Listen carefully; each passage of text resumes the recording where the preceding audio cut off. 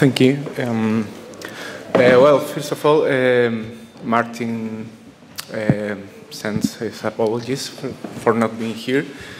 And this is a very recent project we are developing, which involves the reading of Marx and Whitehead together. So all your comments afterward will be very welcome because, as I say, it's a recent project. We are just starting to think with Whitehead and Marx. So the invitation of this conference is to think beyond capitalism, that is, to think beyond the actual social modalities by which reality is produced, insofar as such actuality is related by capital's operation on a global scale. So,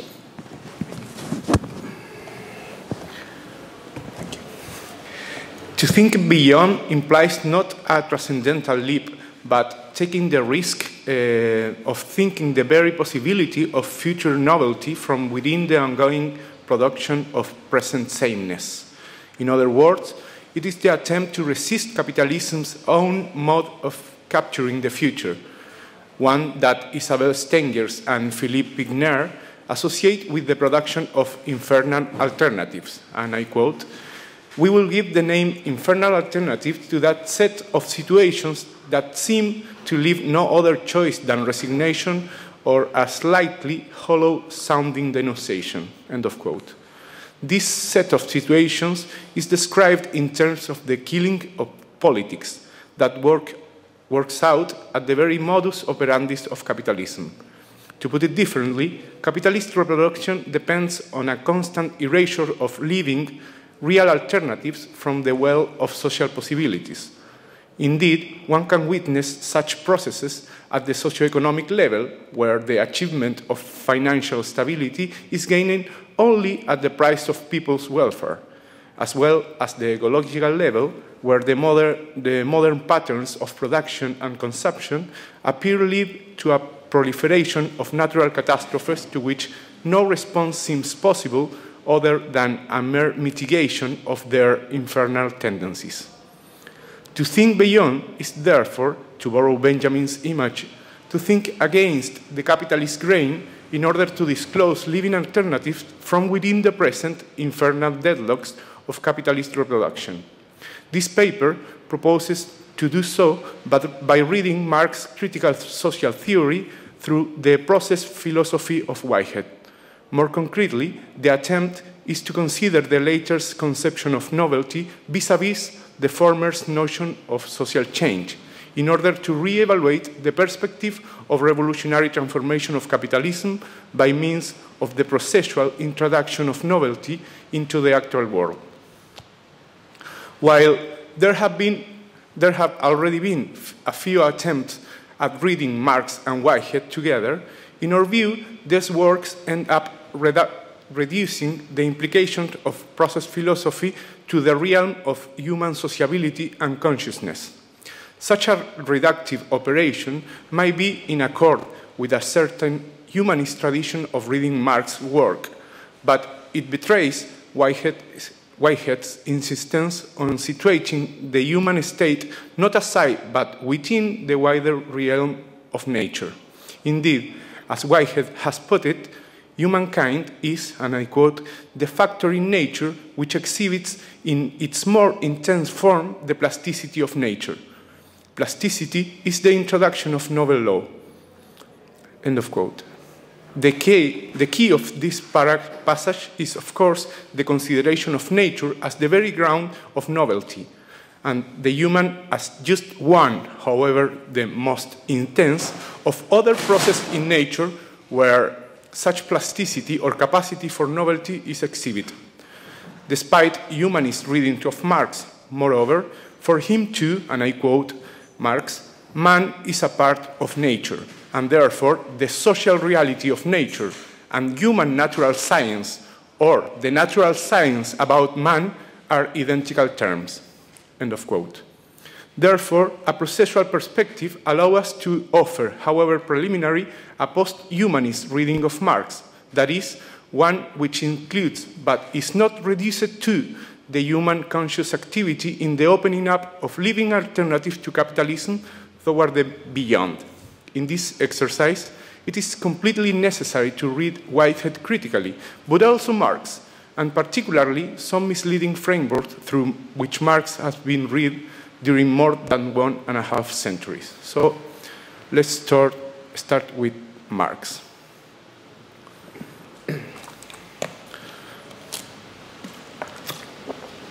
This reading needs to be addressed from the viewpoint that there is not an epistemological break in Marx's thought from his young philosophical conception to his later mature writings, but a progressive articulation of a focus on the development of a social theory of capital without leaving behind a philosophical dialectical framework. In the economic philosophical manuscripts, Marx exposes a humanism of a very specific kind, pointing out that man is not separated off from nature, but is instead part of it. And I quote, nature is man's inorganic body, nature that is insofar as it is not itself the human body. Man lives on nature, which means that nature is his body, with which he must remain in continuous intercourse if he is not to die. That man's physical and spiritual life is linked to nature means simply that nature is linked to itself, for man is a part of nature. End of quote. Like the whole nature, therefore, humankind is life activity. The difference is, of course, that in the human species, such life activity is a conscious one. Quote, it is just because of this that he is a species being, or it is only because he is a species being that he is a conscious being. That is, that his own life is an object for him. Only because of that is his activity free activity. I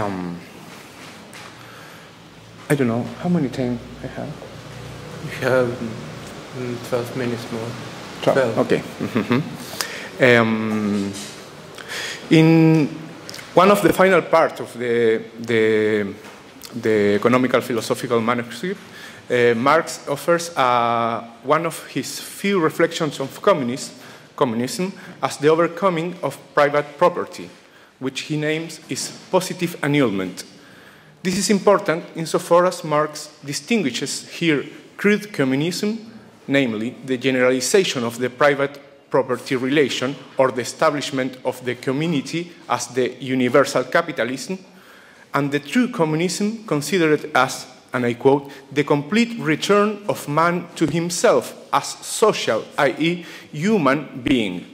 This communism, as fully developed naturalism, equals humanism, and as fully developed humanism equals naturalism. End of quote. This conception of human sociality goes beyond its mere abstract or sociological definition, and I quote again, thus, society is the consummated oneness in substance of man and nature, the true resurrection of nature, the naturalism of man and the humanism of nature, both brought to fulfillment. What is to be avoided is, above all, is the re-establishing of society as an abstraction vis-à-vis the individual. End of quote. In this conception of communism, we can find the attempt to found a conception of society which transcends the dichotomy of humankind and nature. Important in this regard is the notion of private property as historical event necessary in order to disclose the positive meaning of the human abilities and needs displayed in the productive process. In dialectical fashion, the complete alienation of humankind from products and productive activities corresponds to the historical stage from which it is possible to come to terms with the real nature of wealth. It's explained in the Grundrisse in a well-known paragraph.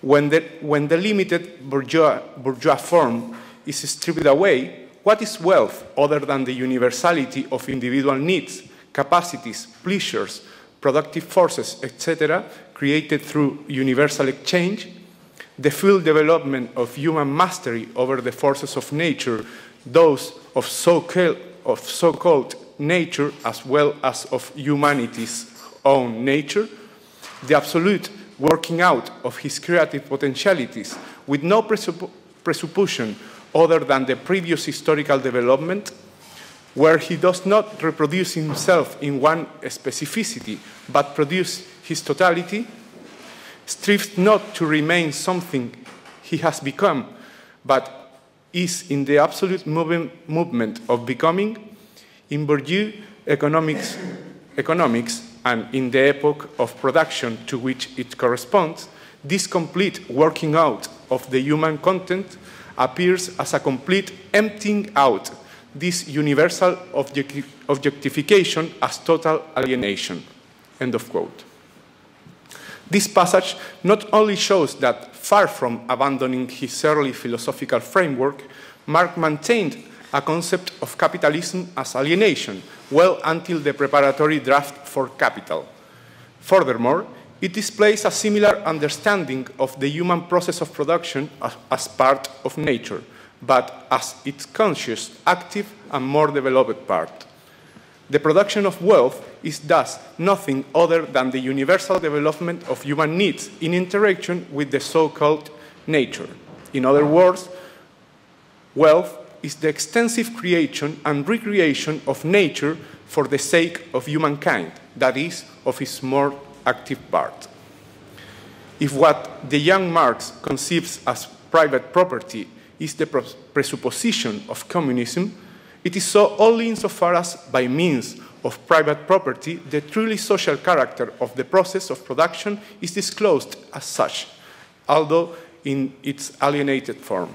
And for Marx, and I quote again, society is the consummated oneness in substance of man and nature, end of quote. Human labor is that creative activity which mediates this oneness. It is under the experience of capitalism, that is, in its encounter with other forms of production, that this fact is realized in its historical meaning. So, we pass to Whitehead.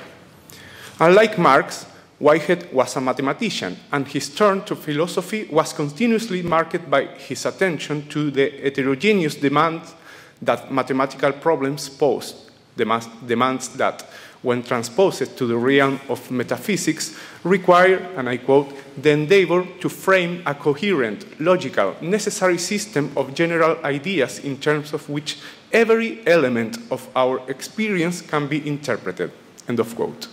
So, rather than begin from the human state and the problems that directly besiege its social existence, Whitehead's concern was to provide a cosmological interpretation of the world in which humans and their particular kinds of societies are situated together with other non-human beings.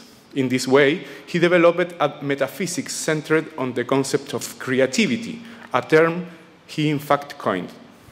But unlike contemporary capitalist notions of creativity that describe it as a psychological process and perhaps as the contemporary place of exploitation and of production of capital, for Whitehead, creativity was a technical term that applied to the universe as a whole, thus assigning the same ontological status to, and I quote, molecules, stones, lives of plants, lives of animals, and lives of men, end of quote. For Whitehead, the world is in a constant process of becoming, a process he referred to as creative advance. In his account, every bit of reality, every event, comes into being as a novel entity by way of grasping or actively inheriting physical and conceptual aspects of past events in its own constitution. It is important to note that novelty has a twofold dimension.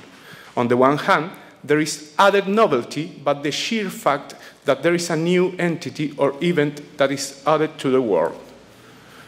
At the same time, however, a new entity is novel in the sense that it has its own manner of inheriting the world, its own manner of becoming.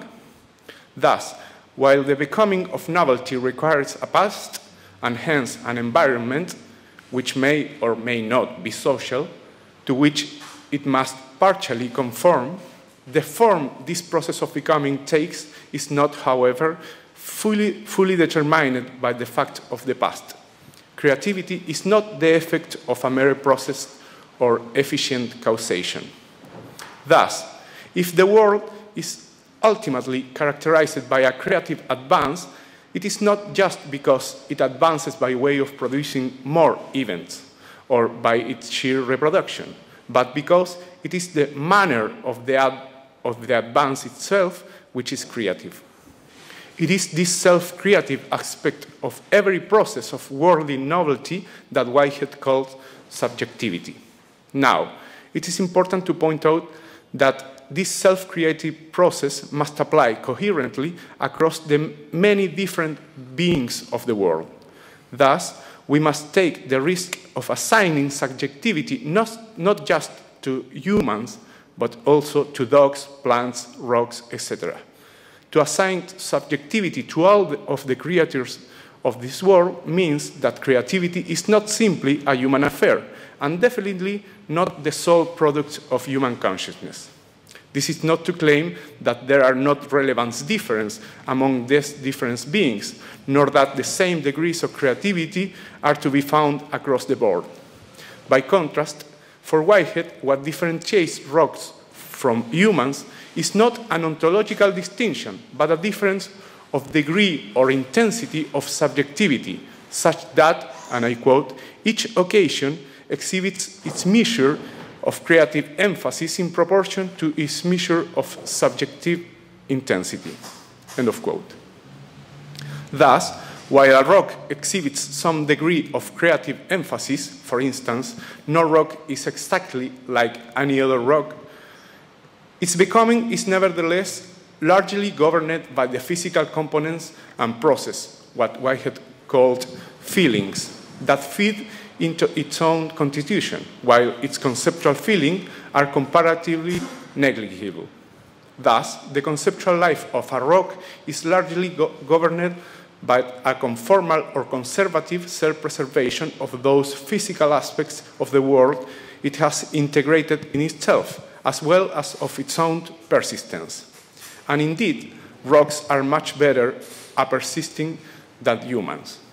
When it comes to the more complex living forms of organization that characterize the experience of humans, however, the physical feeling or integration of the past are more significantly modulated by conceptual feelings, that is, by processes, and I quote, involving realizations of what is not and may be, end of quote. In other words, of unrealized possibilities. When the presence of conceptual feelings is more significant in the constitution of a creature such as a human, what we see is a drive not simply to self-preservation, but, and I quote again, towards something relevant, something largely identical, but something with a definite novelty, end of quote. In other words, just as for Marx, for Whitehead, consciousness does not set humanity apart from nature, nor it is simply equated with mentality or the conceptual dimension of life. Quote, for consciousness is not necessarily element in mental experience, end of quote. By contrast, whereas all natural creatures exhibit some degrees of mentality, human are those aspects of nature that express nature's highest conceptual capabilities. It creates a petition for novelty, its own speculative entertaining of alternative to the direct presence of the present. Thus, what distinguishes human from other beings is not just consciousness, but, and I quote, the inclusion in their own human natures, waveringly and dimly, of a disturbing element, which is the flight after the unattainable, end of quote.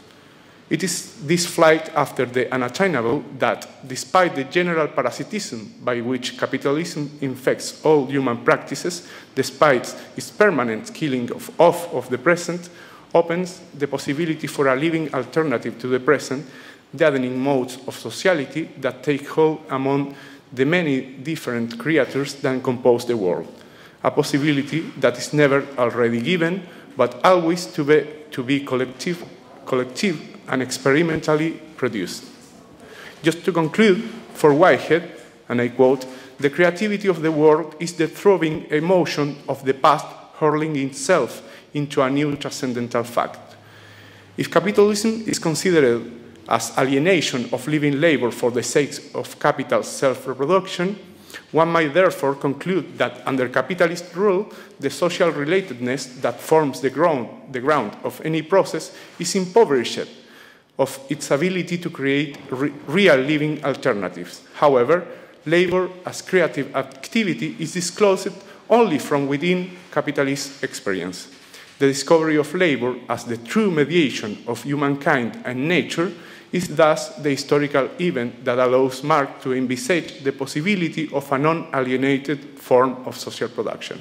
On the other hand, the revolution that overthrows the capitalist ruling is not a blank page in which the world is made anew altogether, but rather the collective production of an event that opens up the possibility of posing anew, not the world itself, but the question of how to inherit the world, of an alternative way of orienting its creative, productive advance by way of a different mode of sociality, both among humans and between humans and other than humans. Under capitalism, this different mode of sociality becomes impracticable. That is what we have called the alternatives. Yet, as Whitehead put it, and I quote, "Impracticable ideas are a program for reform. Such a program is not to be criticized by immediate possibilities. Progress consists in modifying the laws of nature so that the Republic of Earth may conform to that society to be discerned ideally by the divination of wisdom." Thank you to the Institute of Philosophy and Social Research and to l'Institut Français.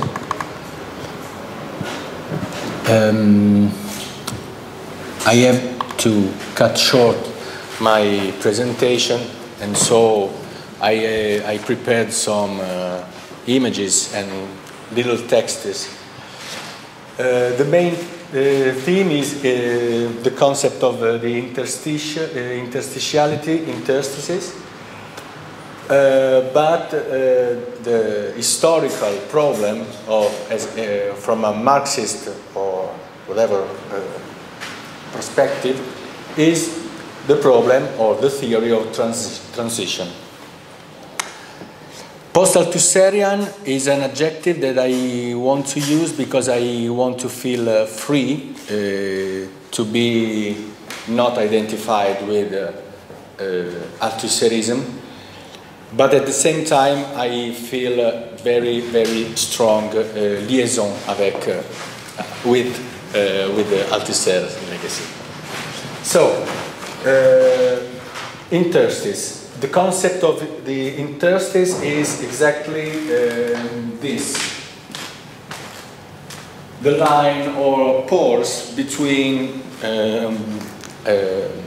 inside, in between. You have in Serbian a word, međuprostor. So we have to imagine society as something porous, okay? I borrowed this image from a website in which you can find, there are many in the internet, the use of the concept of the interstices in the artistic research. There are many disciplines in the social field, in the literary, film theory, and visual arts, in which the concept of interstices is being more and more used. This is an œuvre d'art which I composed. I am not so an artist, but I wanted to give an image, because I want to start telling you a little short story. The short story Althusser he was told that Lenin himself had told during his exile in Switzerland. I don't know if it is an ancient Russian short story. Anyway, it was tremendous. We are in a small Russian town amidst the countryside, and terrible blows at his door awaken the old Ivan overnight. He gets up and he goes to see, and he finds a young man, Grigori, who cries to him, "An horrendous thing has happened. Come and see." The old man doesn't want to go, but at least he goes and sees a magnificent oak tree in the middle of a vast empty field. The young man says, "Look, somebody has tied my oak to the donkey." So the old man replies, "Grigori, you are crazy. You just have to change your mind. Nobody has tied your oak to the donkey. It is the donkey that is tied to the oak. You just have to think another way." This was the appeal that Althusser made at the end of his detour in philosophy. We have to think another way. So if the theme, the argument of my exposition is the theory of a transition, my argument will be that we have to think another way the concept of transition. So, in a religious fashion, we have to start with the foundative texts. And we have, can I? No. Can you hear me? And we have here a little text from the end of the first chapter of Das Kapital, the chapter on commodity. So I have also the English translation, but I will stay, I will read in English. In the ancient Asiatic and other ancient modes of production, we find that the conversion of products into commodities, and therefore the conversion of men into producers of commodities, holds a subordinate place, which, however, increases in importance as the primitive communities approach nearer and nearer to their dissolution. Trading nations, properly so called, exist in the ancient world only in its interstices, like the gods of Epicurus in the Intermundia, or like Jews in the pores of Polish society. Untergeordnete Rolle is this subordinated role.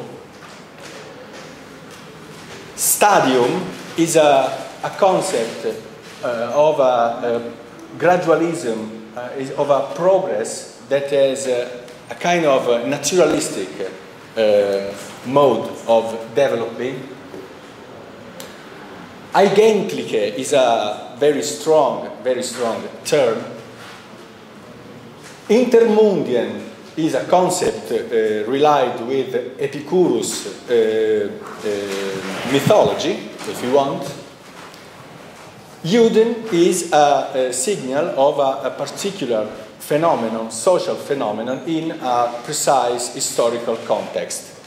What I want to show you here is that we have not two Marx, because Marx was one singular person, but we have in the texts of Marx different epistemological and political views. We have naturalism with the concept of stadium, or the concept of Untergang. And we have, on the other way, a completely different way of thinking, which recurs to the Epicureist philosophy, which was a philosophy of nature, of course, but which represents in the philosophy of Althusser the basis for the developing of an aleatory theory of social passage. So, here I show an image of Genova, which was a very little republic, independent since the Middle Age, independent from the empires. And in Genova, as Marx shows in the first book of Capital, were born many important characteristics of the modern capitalist society. For example, the credit. Genova had a marginal role in political terms within a context dominated by the empires. So, we think that despite its theory of real subsumption, Marx has never argued that a mode of production presents itself in its purest form, or that it is all-pervasive. It doesn't characterize all aspects of society. This representation of an absolute capitalism, I think, is the consequence of the shock of totalitarian regimes of the 20th century, is the transposition of the fascist model of late capitalism made by Adorno and other figures in the Marxist philosophy. Similarly, this representation of post-Fordist capitalism as an empire, as smooth and non-porous, is far from reality, as well as limiting our imagination in an epistemological way and in a political way, I believe. In sum, Marx spoke of dominant mode of production, implying the existence, we would say interstitial existence, of several modes of production.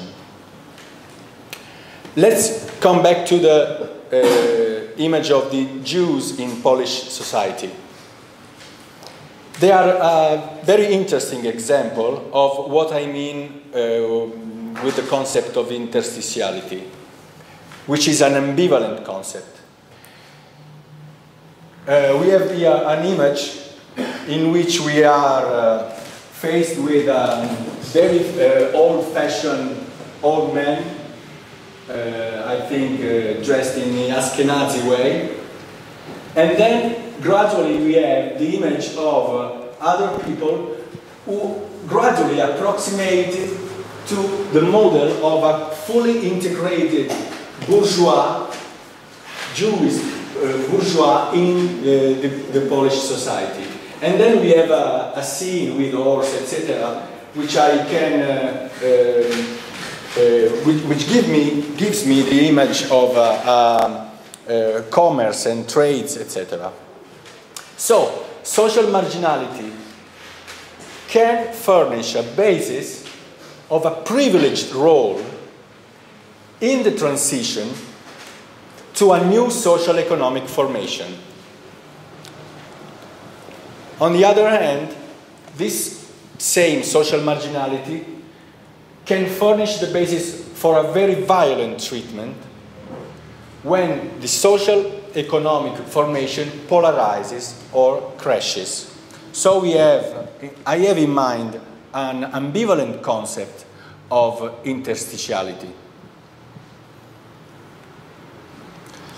Now we have to face with two representations of the epic of Marxism. One is the one which the young Louis Althusser believed in when in 1947 he wrote his thèse d'agrégation à l'École Normale Supérieure. The theory of progress was based on this simple CFC pre-Roma. So it was intended to be a passage from an old content to a new form, or to from a form to a content. So we have unlimited process, which we have the image of revolution, finished in the pleroma, which is the fulfillment of time. And communism was conceived as a fulfillment. We have another image, which in my opinion is the opposite, and which is the one I want to make mine. And which is the image that Louis Althusser uses in 1985 in his autobiography, referring to some interviews and other meetings he had during the last 70s and at the beginning of the 80s, in which he proposed the idea that the islets of communism existed already in the interstices of our society, and he makes a direct reference to the text of Marx that I showed to you just a few minutes before. Here we have the evidence of the link between the Althusserian concept of aleatority and the early but not dominant reading of Capital. What is this definition of communism as an archipelago? So, we have no longer the elimination, the overcoming, the fulfillment, the Aufhebung of an existing state of things. But we have to face with the emerging of communist islets as suspension, a temporary interruption, for the moment temporarily, a kind of epoche. Epoche of what? Of economic exploitation, of political domination, of ideological mystification. So these are the three main concepts in Althusser philosophy. Economy, the three most important dimensions of our associated life: economy, politics, ideology. Communism functions as a suspension of these three forms of exploitation, domination, and mystification, which is a concept that poses many, many problems from an Althusserian point of view. I don't know if I have the time to explain, but I think that... Okay. In an Althusserian perspective, this kind of epoche, if we read the text of Althusser, is quite impossible to think. Because, for example, the ideological dimension has, Althusser says, is eternal, okay? So we cannot overcome it. He makes some examples when he talks about communism here and now. For example, we have children playing football. He supposes that in this situation we have no economic constraint, maybe. We have no political constraint. I don't know, because we are, for example, this picture is taken by a scene of play of children in London, in England. We can suspend altogether the racial, for example, the religious, the economic, people as shoes, etc. But anyway, it is a dimension, a situation in which, according to Althusser, we can experience a momentary and a temporary suspension of the three dimensions of domination. Another situation in which Althusser, according to Althusser, we can experience communism is a situation like that. So I borrow a photograph from a picture from a meeting which had taken place in these days. Effectively, we are here freely. We are free to discuss, and we try to get rid of, as we can, any ideological vein. We have no such kind of conflicts of interests and whatever. So we can imagine our situation as a communist one. I have 5 minutes, so something. 2-3 minutes. Okay. Many things have been said during this meeting, so I can pass very, very quickly over the exposition of what was what we can call the classical theory of transition.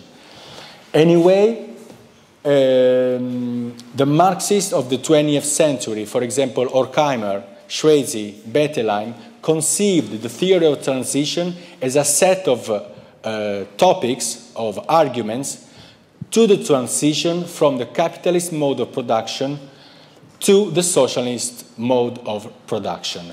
In any case, the idea of that is that society, through political system, could control the economy, bending the law of value to the needs of social direction.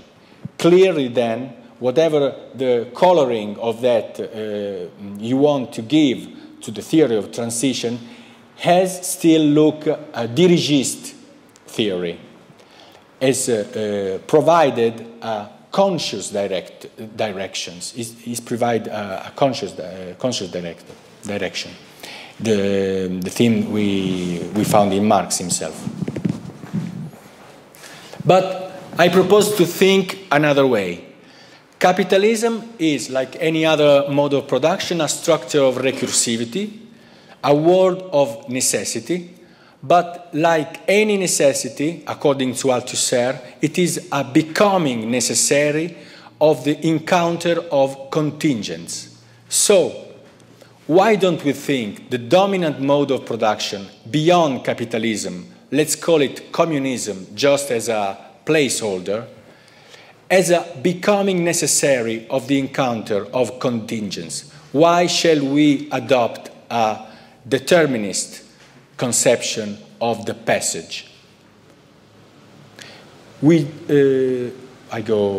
So I propose here, very quickly, a take or leave scheme. We have to leave contradiction, and we have to take aleatority. We have to leave binary opposition, and we have to choose interstitiality. We have to leave the primate of necessity, and we have to begin with contingency, which means politics. We have to leave futurism, and we have to embrace the present. We have to leave the obsession for a center, and we have to take care of periphery. We have to rid of law of history, and we have to embrace virtuality. We have no need of subjectivity. We have no need of an end.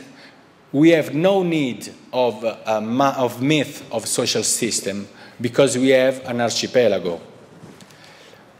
I have to stop here. Thank you. Hello everyone, my name is Stevan Salatic, I'm from Banja Luka. I finished here master studies at Faculty of Political Science, University of Belgrade, and this was my master thesis. My master thesis was one view of justice from the perspective of analytical Marxism, and this is a part of my master thesis, one small part that I find very interesting to share with you. The title of my paper is the incentives argument and the difference principle, Rawls-Cohen trilemma. In this paper, I will try to find out something about dispute between two very important ideological principles in the 21st century, about a dispute between liberal egalitarianism,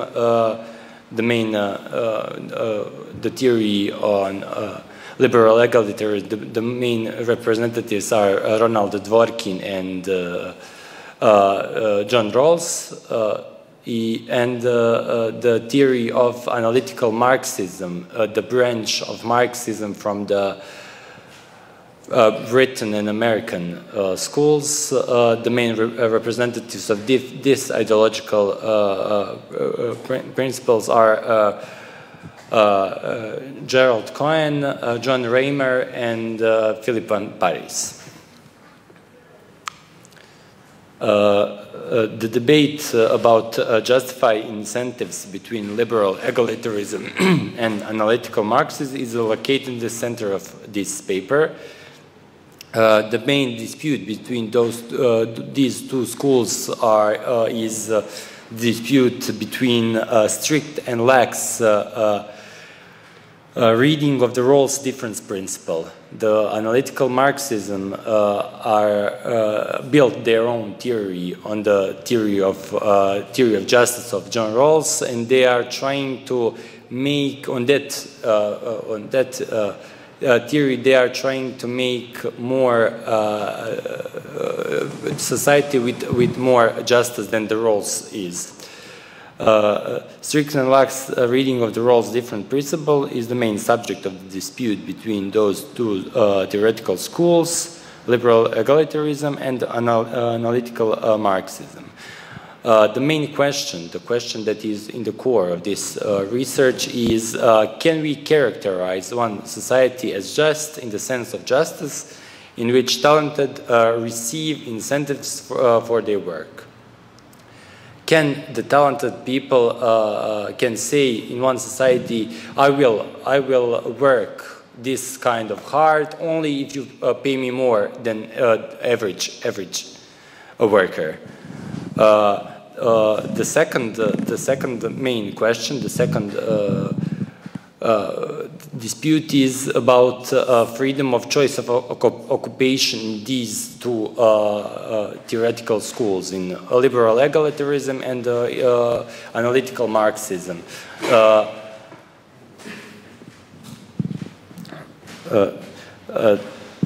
Gerald Cohen believes that we can characterize one society as just only if all its members behave in accordance with the ethos of justice. On the one hand, Rawls tell us only one society is just only if his institutions are just, only if his government, his main policies, the public sector is behaving in accordance with the two principles of justice that he wrote in his theory of justice, wrote in 1971. Talented individual may ask for incentives from the society only if their work is only if they work, only if they work some hard jobs that contain special burden and require special prizes for dealing with those jobs. The main aim of this paper is to show in which cases we may give incentives to the talented, at the same time provide justice in one society. In the theory of justice, argues with the principle reconciliation of liberty and equality. In that paper, he is inspired by David Hume, Immanuel Kant, and Jean-Jacques Rousseau on the principles of the social contract of the Jean-Jacques Rousseau. He is trying to build his own theory of justice, and the main idea of his theory of justice is how can we divide burdens and advance in one society through all social groups, and in the same time say that society is just. Rawls offers a model of the fair choice situation, the original position, and with the veil of ignorance, in which no one knows his talents or his place in society or some other objective information which can be used to go advance, to build a better situation for yourself in a situation in which we need to sign a social contract with the others people in the society. Through this strategy, Rawls in the theory of justice is giving us two main principles of justice. The subject of justice in his work is the institution of society, not the individual behavior. So those two principles are, first principle, each person is to have an equal right to the most extensive basic liberty, compatibility with a similar liberty for others. And the second principle is social and economic inequalities are to be arranged so that they are to be of the greatest benefit of the less advantaged members of the society, consent with the just saving principle, the difference principle. And second, office and position must be open to everybody under a condition of fair equality of opportunity.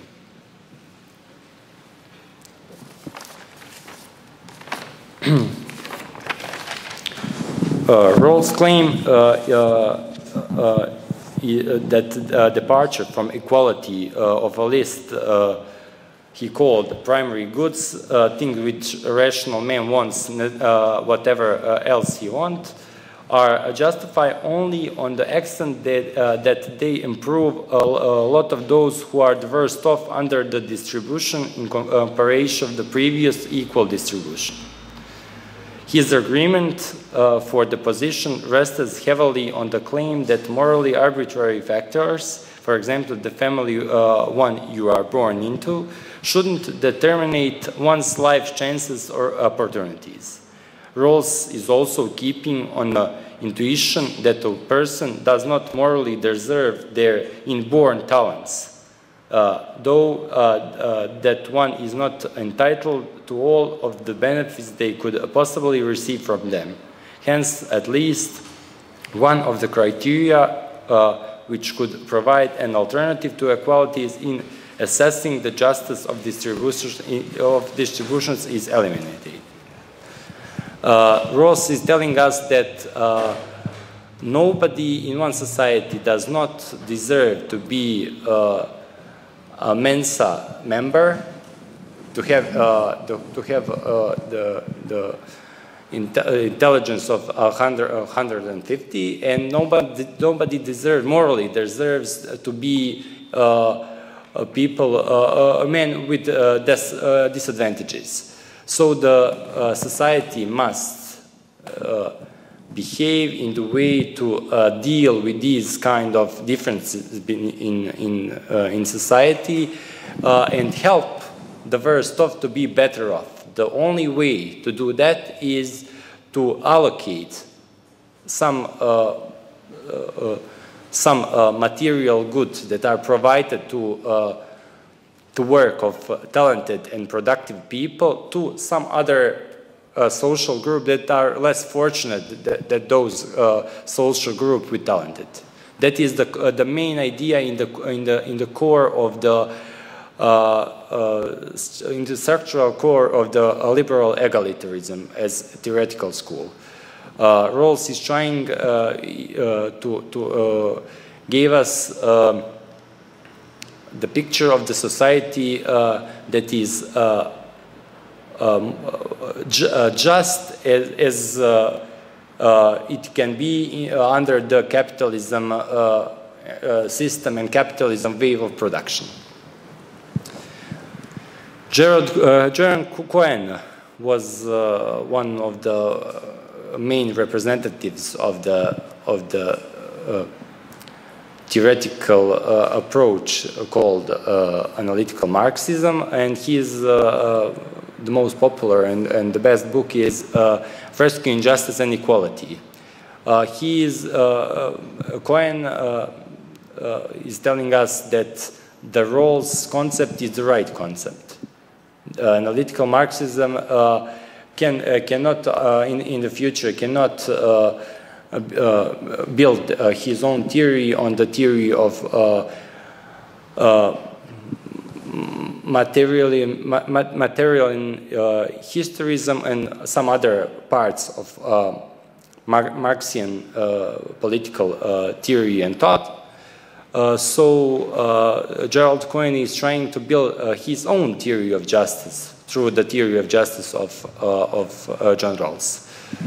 An interesting upgrade of Rawls' theory of justice gave the analytical Marxism Gerald Cohen his book Rescuing Justice and Equality. Criticism is primarily related to the use of the Pareto agreement as the Rawls justification for granting incentives to talented. Cohen still does not require absolute equality because according to him it is not social just. He leaves room for inequalities that would be product of giving incentives to those talented individuals in society who carry heavy socially responsible jobs and jobs with special burden. Cohen is telling us through his Rescuing Justice and Equality that doctor should have greater salary than some other member of the society because he is dealing with a lot of stress, with a lot of he works a job that have a special burden, and the society must deal with that and give him some kind of material incentives that he would be satisfied with those incentives. The main complaint against Rawls' theory of justice is that social justice does not respect or not respect enough equality as a fundamental value of democracy. Cohen said that Rawls does not respect enough the main ideas of egalitarianism. He does not respect enough equality as the main idea of egalitarianism, and the other hand, analytical Marxism and Marxism in general. The very interesting idea is we can find in the 5th chapter of his book. He introduced us with the discussion of use of the free choice of profession for each individual faced with trilemma that is necessary to give us one of the components of the justice: Pareto optimality, equality, or freedom of choice of occupation by each individuality. In my master thesis, I gave my own agreement for that. I call it Michael Jordan agreement. Michael Jordan went to pension from playing basketball, and Chicago Bulls are trying.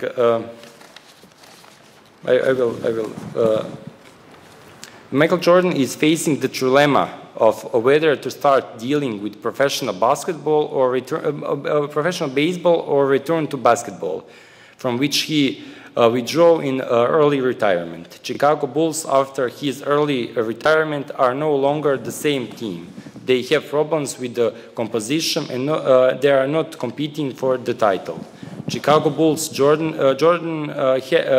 Chicago Bulls are giving Jordan offer of $1 million for a season for him to return playing basketball, while at the same time Jordan had a contract with the baseball team under the same condition.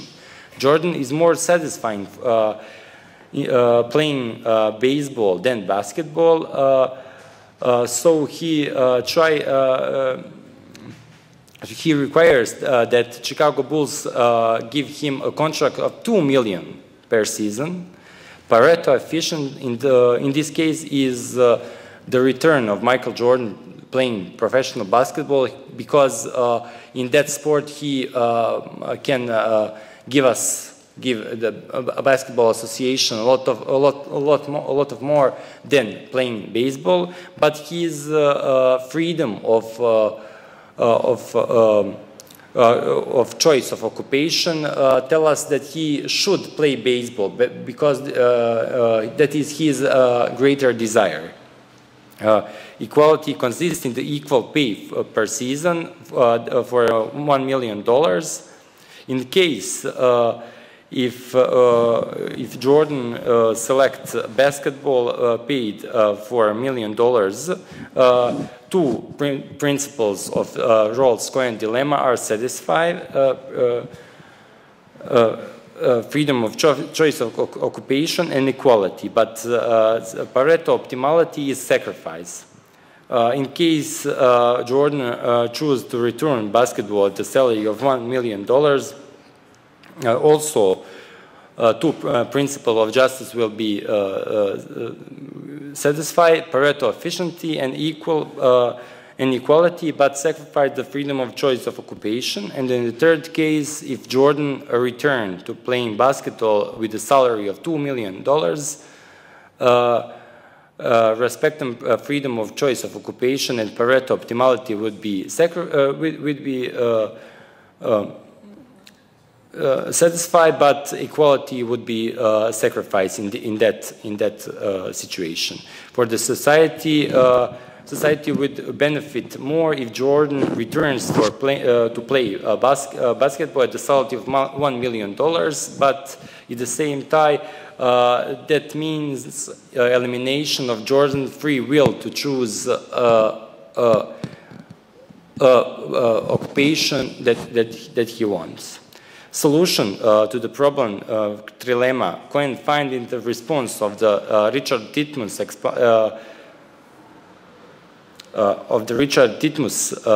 example of system of blood donation. Therefore, people should not impose interest and restrict freedom, but have confidence that one individual, when this kind of trilemma would be before him, he will choose the general benefit. In the Titmus case, it would be give the blood for free, and in the Jordan case, it will be playing basketball at $1 million per season. This trilemma resolution Cohen called ethical decision.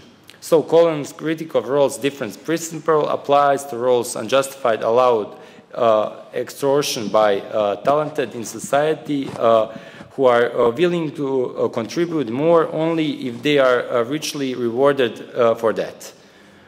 Allowing such behavior, says Cohen, Rawls allows behavior compatible with the theory of justice and the concept of the just society.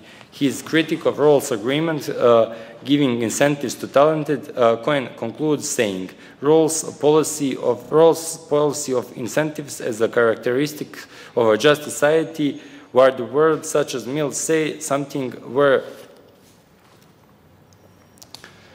about the bitter compromise and a selfish character formulated by capitalism. Cohen, when presenting his version of the just society, seeks to characterize such the selfish behavior of talented individuals as unfair.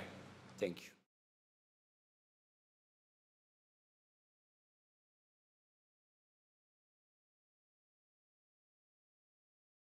Okay. Works it? Yeah. Okay, so I just want to ask Christian, I mean, I found it really fascinating what you were doing, and I completely agree with you that you nailed down Althusser to a certain line of thought that is very much present in his late work, but that we can also trace back to his very early writings and to all his Marxist writings. I mean, these thoughts are very much present, and I really found it fascinating. But what I always think, I mean, I was confronting a similar question from another point of view, I think, because when we comes down and ask what does it mean from a political point of view what Althusser is doing, we have on the one hand side this, I called it awkward orthodoxy. I mean, what is it to have, speaking of dictatorship of the proletariat, destruction of the state machine, it will not be happen, and if it will be happen, it will be catastrophic, I think. So from a political point of view, at least today, this has not much value. But on the other hand, I completely agree. What you were saying, it is there and it's present. But I also wonder, it's fascinating thought. But I myself, I tend to ask, has it a political value? And if so, where can we see it? So I wonder just on your thoughts on this, well knowing that the question is not easy to solve. Shall we? I think you can answer. Okay. We have to distinguish the Althusserian position from mine. This is true that, for example, in 1978, at the same time, when he was writing Ce que ne peut plus durer dans le Parti communiste, what must change in party. So at the very same time in which he was taking the defense of the thesis of the dictatorship of the proletariat, he was very fascinating and embraced, for example, in the meeting, during the meeting in Venice in 1977, which had the theme of the dissident Marxist in Eastern Europe. At the very same time, he was embracing la ligne de masse, so the alliance between students, women, immigrants, etc. So we have apparently an apparent contradiction between two Althussers, the Althusser which cannot leave the Communist Party, and the other which has shouted and cried out, finally, the crisis of Marxism has broken. Dramatically, this contradiction, I don't want to use it, this term, crashes in 1980. But we are now facing a completely different scenario. We don't have the big communist parties. We just have a myriad of political and social movements.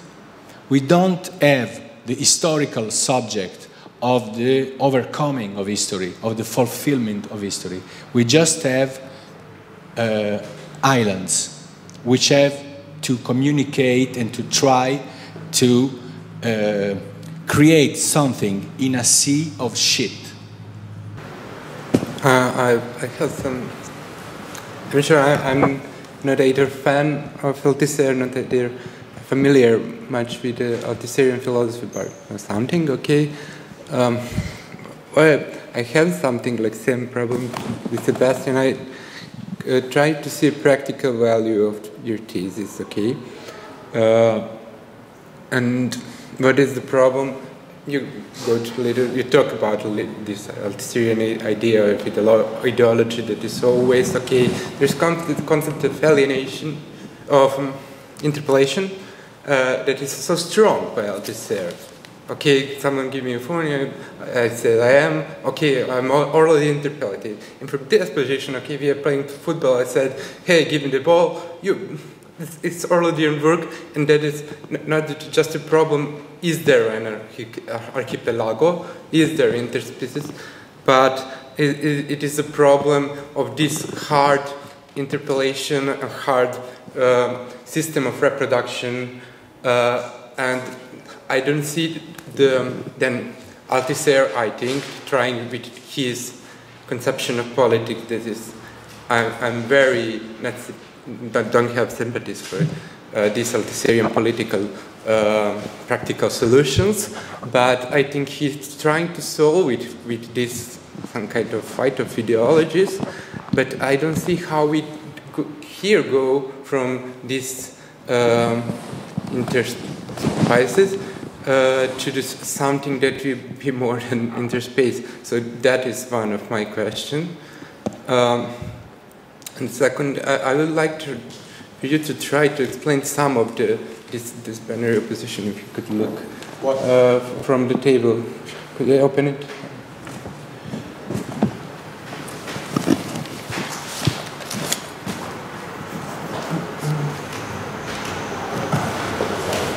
And the last page.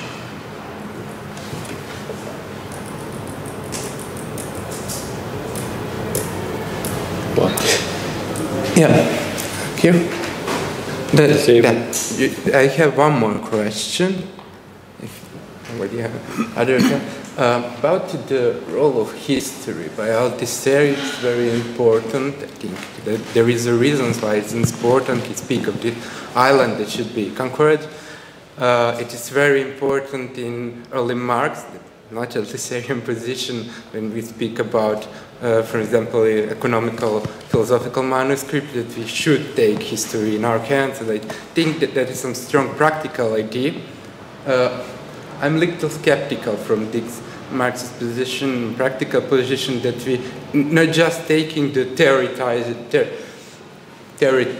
theorizing history as an object and the determination, but I cannot so easy interpreting this position as represented by you, how we practically really take the change of history in our hand. That I think is some point position of communism, and this is just a question of explanation. I'm not sure here, center periphery, why this is here and what is exactly meaning, and in that position also love of history and virtuality. Why virtuality? The question of history, we can resolve it very fast.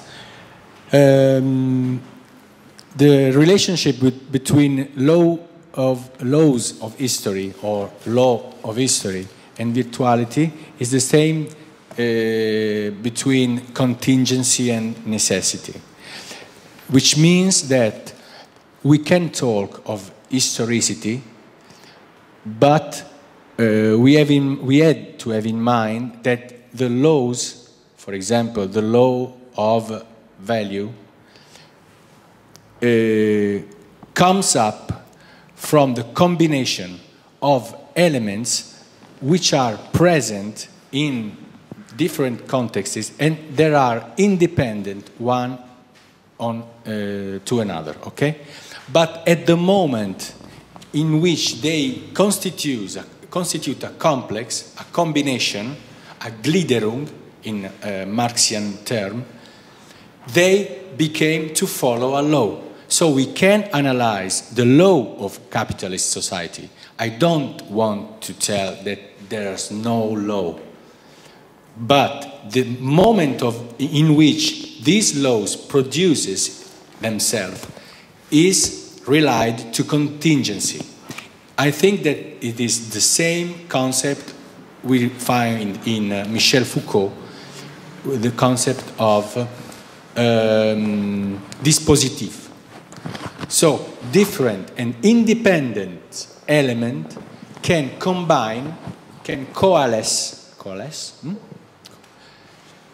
in order to begin a new process, a new mode of production, for example. And so we can, in a Marxist way, we can keep the concept of our theory of history as a theory of different modes of production. I'm not giving this up, okay? The problem of interpellation, I completely agree with you, but in this case, I feel more structuralist than Althusser himself. And as structuralism has taught us, no structure without creeps. So the process of interpellations, which produces us as subjects, produces in the same time our resistance to this subject production. Maybe this is an article of faith, but it is coherent with a structuralist or post-structuralist view, which in which I think. Adorno says that there is a dialectics between continuity and discontinuity in history. And I suppose that this concept can be usable for what you said, because we shouldn't abandon too fast the left side of the table. For instance, necessity. There is full necessities around us, for instance, to be applied to the capitalist market. So, and maybe it is possible to create some kind of dialectics, contradiction and aleatory, necessity and contingency. It's my position. This table is the textual transposition of the image of the oak and the tree. The problem is not to, maybe I express myself in a not correct way. The problem is not to just give up the left side, but to see the relationship between them in a new way. So the primacy, in my way, must be taken for the right side of the... So we have to learn to see that the donkey is linked to the tree and not vice versa. I completely agree with you when you talk about Adorno, but I suppose that you have in mind the negative dialectic and not other. And I think that the negative dialectic is somehow I